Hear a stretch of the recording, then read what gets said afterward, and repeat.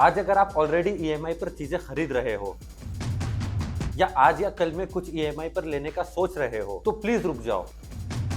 इस वीडियो को एंड तक देखो। हो सकता है ये वीडियो देखने के बाद आप वो चीज ईएमआई पर ना लो, क्योंकि ईएमआई सिर्फ कोई चीज नहीं दिलाता, ईएमआई धीरे धीरे जिंदगी का कंट्रोल ले लेता है।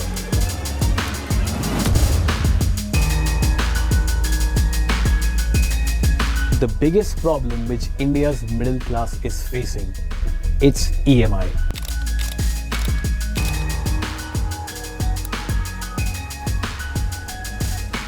इंडिया में मिडिल क्लास एक अजीब फेज से गुजर रहा है। इनकम लिमिटेड है पर ड्रीम्स अनलिमिटेड हो गए हैं, और इन दोनों के बीच एक ब्रिज बना दिया गया है ईएमआई। आज फोन ईएमआई पर है, बाइक ईएमआई पर है, टीवी, फ्रिज, सोफा ईएमआई पर है, और ऊपर से क्रेडिट कार्ड बिल। हर चीज अफोर्डेबल लगती है क्योंकि हर चीज के नीचे लिखा होता है सिर्फ ₹2,999 पर मंथ। पर कोई ये नहीं बताता कि ये ₹2,999 सिर्फ पैसे का इंस्टॉलमेंट नहीं है, मेंटल पीस का भी इंस्टॉलमेंट है। इस वीडियो में आपको मैं कुछ स्टेप्स बताने वाला हूँ जो आपके लिए जानना बेहद जरूरी है। एंड इस वीडियो का लास्ट पार्ट सबसे इंपॉर्टेंट है, जिसको मैं आपको एकदम शॉर्ट एंड सिंपल में बताऊंगा कि कैसे क्रेडिट कार्ड की वजह से प्रॉब्लम्स क्रिएट होती है और क्रेडिट कार्ड का आप सही यूज भी कैसे कर सकते हो। Let's start. सबसे पहले बेसिक समझते हैं। ईएमआई का मतलब होता है इक्विटेड मंथली इंस्टॉलमेंट। मतलब सिंपली कोई चीज ले लो और हर महीने कुछ टुकड़ों में उसका बिल भरते रहो। देखो, प्रॉब्लम यहाँ नहीं है, प्रॉब्लम यहाँ है कि ईएमआई फ्यूचर इनकम को पहले ही लॉक कर देता है। एक एग्जांपल से समझाता हूँ। मान लो आपकी सैलरी 35,000 रुपए है, फोन का ईएमआई चल रहा है ₹3,000, बाइक का EMI 4,500, credit card bill 5,000 and rent plus electricity bills 12,000 रुपए। सैलरी आते ही 24,000 रुपए गायब। अब जरा इमेजिन करो, अगर खुदा ना खास्ता मेडिकल इमरजेंसी आ गई, जॉब अनस्टेबल हो गई या घर में कोई प्रॉब्लम आ गई, तो आपके पास ऑप्शन क्या बचेगा? और लोन और ईएमआई। और इंडिया में इजी लोन्स और ईएमआई कल्चर इतना ज्यादा बढ़ चुका है कि एक्सपर्ट्स ओपनली बोल रहे हैं कि मिडिल क्लास की सेविंग्स खत्म होती जा रही है और लोग इनकम से ज्यादा लायबिलिटीज में जी रहे हैं। एक स्टोरी सुनो। Deepanshu, age 28, private job. उसने सोचा फोन ईएमआई पर ले लेता हूँ, बाइक ईएमआई पर ले लेता हूँ, क्रेडिट कार्ड मिल गया तो लाइफ थोड़ी इजी हो जाएगी। अब उसे शुरू में सब मैनेजेबल लगा, पर एक साल के अंदर total EMI plus bills ₹22,000 per month और सेविंग्स 0। अब एक दिन उसके फादर की तबीयत खराब हो गई, हॉस्पिटल का बिल आया, उसके पास कैश नहीं था। अब सॉल्यूशन क्या बचा? Credit card swipe. अब वही स्वाइप आगे चल के मिनिमम ड्यू, इंटरेस्ट, पेनल्टी और स्ट्रेस। अब आज सिचुएशन ये है कि वो चाहकर भी अपनी जॉब नहीं छोड़ सकता क्योंकि ईएमआई रुक नहीं सकती। अब ये कोई स्टोरी नहीं है, ये आज के इंडिया का मिडिल क्लास है।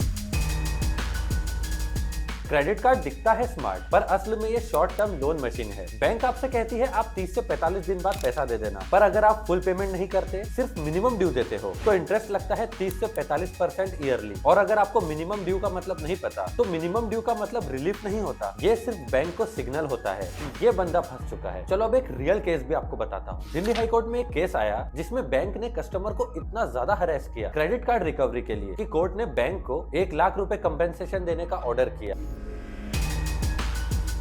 डेप्ट स्पाइरल का मतलब होता है एक लोन से दूसरा लोन चुकाना। इसका प्रोसेस कुछ ऐसे होता है। क्रेडिट कार्ड से एक्सपेंस, फुल पेमेंट नहीं होता, फिर इंटरेस्ट ऐड हुआ, नेक्स्ट मंथ और एक्सपेंस, फिर पर्सनल लोन या नया कार्ड। इंडिया में क्रेडिट कार्ड ओवरड्यू अमाउंट तेजी से बढ़ रहा है। ये क्लियर सिग्नल है कि लोग पेमेंट मैनेज नहीं कर पा रहे। ये नंबर सिर्फ डेटा नहीं है, ये हजारों घरों का स्ट्रेस है। आज के दौर में सबसे बड़ा प्रेशर है कंपैरिजन। आप इंस्टाग्राम खोलो, किसी ने नया आईफोन लिया, किसी ने नई बाइक ली और कोई फॉरेन ट्रिप पे गया है, और देखने वाले का दिमाग क्या बोलता है? लाइफ तो वो जी रहा है। पर अक्सर ये नए आईफोन, नई बाइक ज्यादातर लोग ईएमआई पर ही लेते हैं, और देखने वाले को ये नहीं दिखता EMI, credit card bill, anxiety, sleepless night. सच ये है, लोग उन लोगों को इंप्रेस कर रहे हैं जो उनके बिल्स नहीं भरते।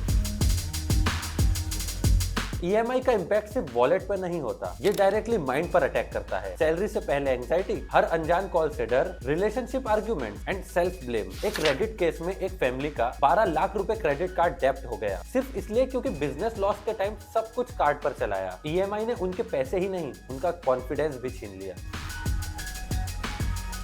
तो देखो, ये सारी प्रॉब्लम्स और केसेस तो हमने देख लिए, पर आपके दिमाग में ये जरूर आ रहा होगा कि क्रेडिट कार्ड का सही यूज फिर किस तरह कर सकते हैं। तो सुनो, क्रेडिट कार्ड बुरा नहीं है, उसका गलत यूज बुरा है। कुछ रूल्स बनाओ। जो आप कैश से नहीं ले सकते उसे कार्ड से भी मत लो। फुल पेमेंट हर मंथ करो। लिमिट का 30% से ज्यादा यूज नहीं करना है। लाइफस्टाइल के लिए ईएमआई नहीं, इमरजेंसी और एजुकेशन के लिए ही ईएमआई यूज करो। क्रेडिट कार्ड आपका सर्वेंट होना चाहिए, मास्टर नहीं। ईएमआई से कोई चीज लेना आसान है, पर ईएमआई से आजादी पाना बहुत मुश्किल। अगली बार जब सिर्फ ₹2,999 EMI दिखे तो खुद से पूछना, क्या मैं ये स्ट्रेस अफोर्ड कर सकता हूँ? अगर आप इस वीडियो के एंड तक आ गए हो, इसका मतलब आप भी EMI से चीजें लेने की सोच रहे थे या ऑलरेडी ले चुके हो। तो अगर आप चाहते हो कि मैं क्रेडिट कार्ड पर एक डेडिकेटेड वीडियो बनाऊं जिसमें सारे प्रोज एंड कॉन्स एंड उसका बहुत सही तरह से यूज कैसे करना है वो बताऊं, तो कमेंट कर देना। और अगर ये वीडियो यूजफुल लगा हो तो अपने फ्रेंड्स के साथ और अपने फैमिली के साथ जरूर शेयर करना, ताकि वो भी EMI ट्रैप से बचें। मिलते हैं अगले वीडियो में।